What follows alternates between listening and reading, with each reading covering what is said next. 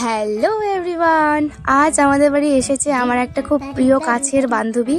তো সে আজকে প্রায় 7 থেকে 8 বছর পর আমাদের বাড়িতে এসেছিল।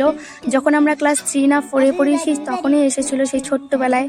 তো সে আসছে অ্যাকচুয়ালি আম খেতে। তো আমি তাকে বেশিক্ষণ না বসে রেখে আমি আগে আমটাই পারলাম। তো এবার আমাদের গাছে অত একটা আম হয়নি, বেশি না 4 থেকে 5টা আম পেড়ে এবার এই আম নিয়ে যাব আমরা আর একটা বান্ধবীর বাড়িতে। তো দেখছো আমরা আরেকটা বান্ধবীর বাড়িতে যাচ্ছি, সামনেই আমাদের এয়ারপোর্ট। তো জঙ্গলটা পার হয়ে এয়ারপোর্ট, আর ইতিমধ্যে আমরা এয়ারপোর্টে পৌঁছেও গিয়েছি। এই যে আমাদের এয়ারপোর্টে এসে গেছি, তারপরে আমরা প্লেনে এই যে উঠে গেছি। তো জীবনে প্রথমবার প্লেনে উঠলাম, মনের মধ্যে খুবই একটা আনন্দ। তো এবার আমি প্লেন থেকে নেমে খুব ক্লান্ত হয়ে গেছি, খুব টায়ার্ড টাইম, রাস্তার মধ্যে বসে গেছি।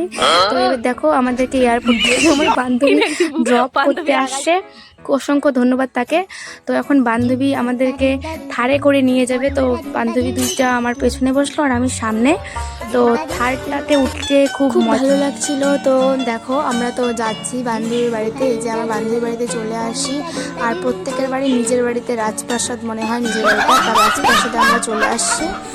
এই যে বান্ধবী বলছে বান্ধবীর নাকি রাজপ্রাসাদে চলে আসছি। তোমরা কি বলছো?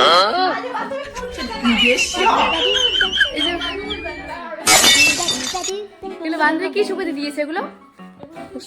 তো গাইস যেটার জন্য এসেছি আম খাইতে, তো বান্ধবী সব কিছু মেখে টেকে দিল। এখন গাইস আমটা খাবো।